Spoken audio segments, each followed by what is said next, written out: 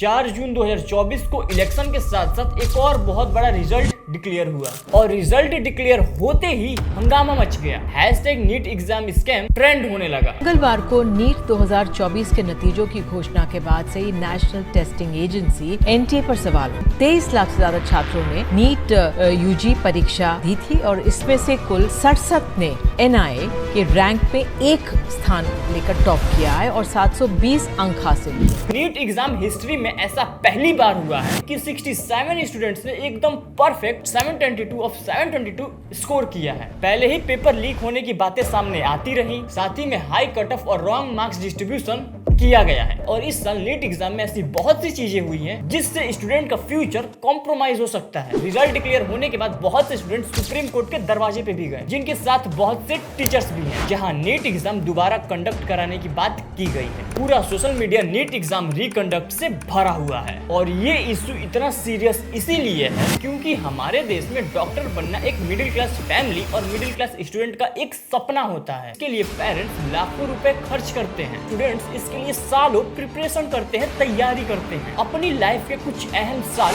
Sacrifice कर देते हैं और इतने सब के बाद एग्जाम में ही ऐसी धांधली नजर आने लगे और आपका और आपके परिवार का सपना टूटते हुए नजर आए तो इसकी अकाउंटेबिलिटी किसी न किसी को तो लेनी पड़ेगी। एक साल ड्रॉप करके आप इतने सैक्रिफाइसेस करके इसलिए अपने बर्थडे सेलिब्रेट कर रहे हो, कुछ भी सेलिब्रेट नहीं कर रहे हो, सब कुछ त्याग कर आप पूरे एक साल कर रहे हो मेहनत। आप तो कर रहे हो, साथ में आपके पेरेंट्स ने जितना भी आप पे किया है वो भी पूरे साल भर लगे रहते हैं हमारे साथ साथ और फिर ये रिजल्ट तो बिल्कुल भी एक्सपेक्टेड होगी। मीडिया तो इधर अपने इलेक्शन में बिजी थी TRP के लिए, पॉलिटिशियन अपनी कैसे भी सरकार बनाने की कोशिश कर रहे हैं, अपनी सीटें बचा रहे हैं, इन्हीं के बीच स्टूडेंट्स बस चिल्ला रहे हैं और उनकी आवाज ऊपर बैठे लोगों के पास पहुंच ही नहीं रही। आज जब कोई सुन ही नहीं रहा तो स्टूडेंट्स यूट्यूबर्स के कमेंट्स में जाकर कैसे भी कोई भी यूट्यूबर्स हो किसी टाइप के वीडियोस बनाता उनके कमेंट सेक्शन में जाकर ऐसे कमेंट कर रहे हैं। तो भले मेरे वीडियो को 100, 200, 500 लोग देखें, लेकिन किसी के तो कानों में आवाज जाएगी। तो बात करते हैं कि आखिर ये मामला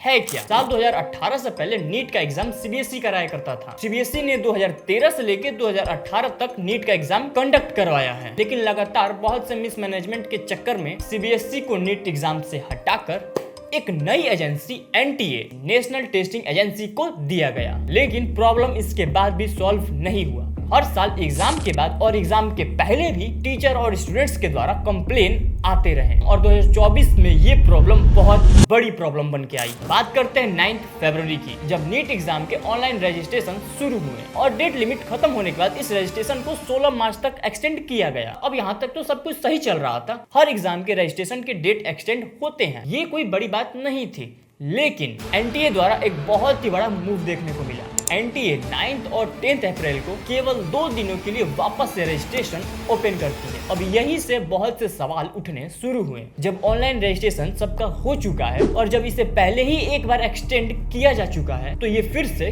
क्यों? क्या ये 2 दिनों का एक्सटेंड स्टूडेंट्स के डिमांड पे किया गया?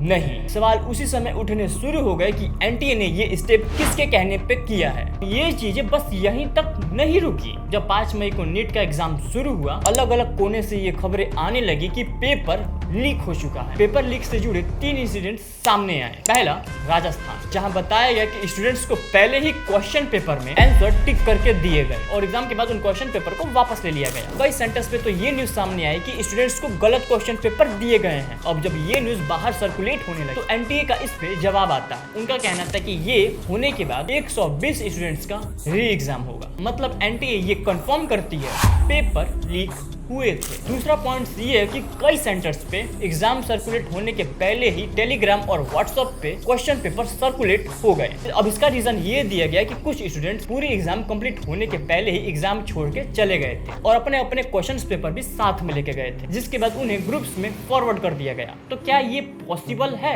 कमेंट बॉक्स में अपने ओपिनियन दे दीजिए। पेपर लीक से जुड़ा तीसरा इंसिडेंट बिहार से आया और ये काफी बड़ा इंसिडेंट था। बिहार पुलिस ने खुद पेपर लीक से जुड़े काफी लोगों को अरेस्ट किया, जिसमें एक स्टूडेंट ने इस बात को एडमिट किया कि उसके पास क्वेश्चन पेपर विथ आंसर एक रात पहले ही आ गए थे। तो क्या ये क्वेश्चन पेपर ऐसे ही आ गए थे उसके पास?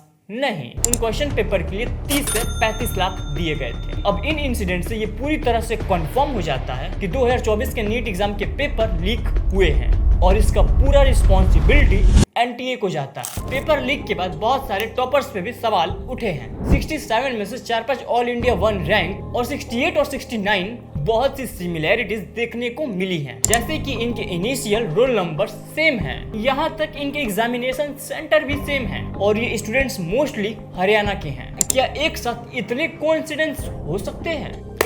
नहीं। अब ये सब देख के पॉसिबिलिटी तो यही है कि इस एग्जाम सेंटर में कुछ ना कुछ गड़बड़ तो जरूर है। इसी के साथ साथ हम इस साल के कट ऑफ की बात कर लेते हैं। फॉर रेफरेंस 720 में 660 बहुत ही परफेक्ट नंबर माना जाता है। नीट में इसे बहुत ही अच्छा स्कोर माना जाता है। लेकिन इस बार के कट ऑफ का हाल ये है कि 2024 में 720 में से 660 लाने वाले स्टूडेंट्स की रैंक 20,000 के आसपास है और यही लास्ट ईयर 660 लाने वाले स्टूडेंट्स का रैंक 4500 के आसपास था। मतलब एक साल में एग्जामिनेशन का कट ऑफ 5 गुना बढ़ गया। अब आप सोचोगे कि इतने सारे टॉपर्स हैं तो अच्छी बात है, देश के बच्चे स्टूडेंट्स पढ़ रहे हैं, लेकिन इतने सारे टॉपर्स होना इम्पॉसिबल बात है। अगर मैं आपको बताऊं, पिछली बार 715 पे 19 बच्चे थे, इस बार 225 है। 685 पिछली बार 1284 थे, इस बार 6777। 3 गुना कैसे हो सकता है? इम्पॉसिबल टास्क है ये ग्रेस मार्क्स की वजह से हुआ है और जन चीटिंग हुई है उसकी वजह से हुआ है। आप सोचिए 605 में पिछली बार 26,000 बच्चे थे, इस बार 76,000 बच्चे। 3 गुना हो गया, बच्चे थोड़ी 3 गुना हो गए। जिसका जवाब एनटीए देता है कि ये जो 67 बच्चे हैं, जो 722 में 722 पूरा लेकर आए हैं, वो पूरे बच्चे टॉपर्स नहीं हैं। अब ये क्या बात हुई, किसी को समझ में नहीं आ रहा है। उनका कहना है कि 67 बच्चे में से केवल 23 परफेक्ट टॉपर्स हैं। तो भैया बाकी के टॉपर्स कैसे टॉपर हैं, जरा बता दो, थोड़ा ज्ञान दे दो मुझे और देश की जनता को। रिजल्ट आने के बाद कुछ स्टूडेंट्स के मार्क्स सामने आए और इस पे भी सवाल उठ रहे हैं। इनमें उन स्टूडेंट्स को 718 और 719 मार्क्स मिले हुए हैं। अब आप बोलोगे कि कितने अच्छे मार्क्स हैं, इस पे क्या सवाल उठेंगे? सवाल यही है कि ये मार्क्स आ ही नहीं सकते। मतलब 718 और 719 मार्क्स कभी नहीं आ सकते। हरियाणा के कुछ 1-2 सेंटर हैं जो झज्जर में हैं। इन सेंटर से 8 बच्चों के 720 में से 720 आए हैं। अब आप कहोगे कौन सी बड़ी बात है अगर 1-2 सेंटर से 720 आए हैं। मैं आपको ये बता दूं कि अगर मैं प्रोबेबिलिटी लगाऊं, अगर मैं लगाऊं कि अनुमान ये कब हो सकता है, तो ऐसा होने में 1 करोड़ साल लगेंगे कि किसी एक सेंटर से 8 बच्चों के पूरे अंक आ जाएं 720 में 720। नीट के एग्जाम में टोटल 180 क्वेश्चंस होते हैं और हर क्वेश्चन 4 मार्क्स का रहता है और एग्जाम में नेगेटिव मार्किंग भी होती है, जिसमें हर एक रॉन्ग आंसर पर, गलत आंसर पर 1 मार्क्स कट जाता है। मान लो किसी स्टूडेंट ने सारे के सारे क्वेश्चन अटेम्प्ट किए और इसके सारे क्वेश्चन सही भी हो गए, तब तो वो 722 स्कोर आराम से कर सकता है। लेकिन अगर कोई स्टूडेंट एक क्वेश्चन अटेम्प्ट नहीं करता है तब उसका स्कोर 716 होगा और अगर एक आंसर गलत हो जाता है तब उसका स्कोर होगा 715। वो 1 नंबर नेगेटिव मार्किंग के कट गए और 4 मार्क्स वो गलत आंसर जो किया। मतलब किसी के नंबर आते हैं तो 720 आएंगे और अगर उससे कम आते हैं तो 715 और 716 आएंगे। 717, 718, 719 आ ही नहीं सकते। अब ये एनटीए ने कौन सा नया क्राइटेरिया शुरू किया है, इसका जवाब तो एनटीए को देना ही पड़ेगा। स्टूडेंट्स के जिंदगी के साथ ऐसा खिलवाड़, कुछ तो गड़बड़ जरूर है। कुछ क्वेश्चंस तो रिजल्ट के टाइमिंग पे भी उठे हैं। इलेक्शन के रिजल्ट डेट को ही एनटीए ने नीट रिजल्ट का डेट क्यों चुना? क्या इसके पीछे कोई स्पेसिफिक रीजन? क्या इलेक्शन का नाम लेकर सहारा बनाकर नीट एग्जाम के रिजल्ट को ओवरशैडो करने की कोशिश की गई? पर ऐसा दिख नहीं रहा है, थैंक्स टू सोशल मीडिया।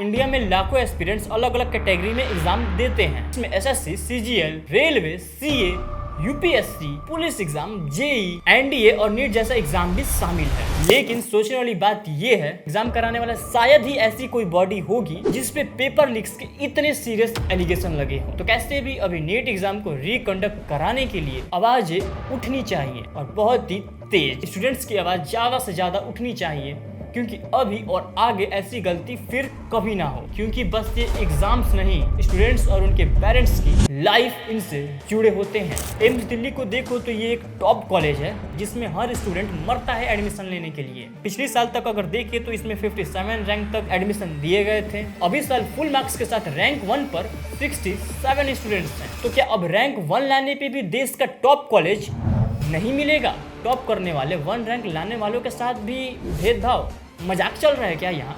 और ये कॉलेज किस तरीके से डिसाइड करेगा कि 67 में से किस बच्चे को छोड़ना है, एडमिशन नहीं देना है और किस बच्चे को एडमिशन देना है? क्योंकि रिजल्ट तो सबके सेम है ना।